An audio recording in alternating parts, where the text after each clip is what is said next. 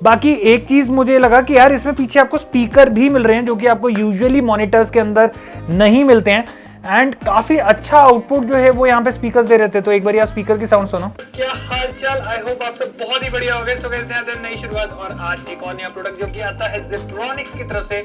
This is the Zip Pixel 22। Okay, so आपने यहाँ पे स्पीकर की साउंड सुनी यार, काफी बढ़िया साउंड जो है वो आपको यहाँ पे स्पीकर के साथ मिल रही है। बाकी कलर्स वगैरह तो मैं आपको सब सारी चीजें बता ही चुका हूँ। बाकी 4K वीडियोस और 2K वीडियोस हमने सारी की सारी इसमें टेस्ट करके देखी, बहुत ही एक्यूरेट कलर्स आ रहे थे।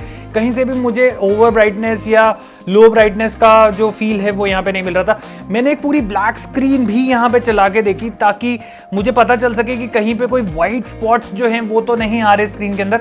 एंड यहाँ पे आप सामने स्क्रीन पे चेकआउट करोगे, जो वीडियो है ये प्रॉपर्ली वीडियो चल रही है स्क्रीन पे, और यहाँ पे देखो मैंने हिलाया भी है एंड आप यहाँ पे चेकआउट कर सकते हो कि प्रॉपर्ली स्क्रीन जो है वो ब्लैक दिख रही है। और ऐसा फील हो रहा है कि भाई स्क्रीन ऑफ है इस टाइम पे, बट ऐसा नहीं है भाई, स्क्रीन चल रही थी।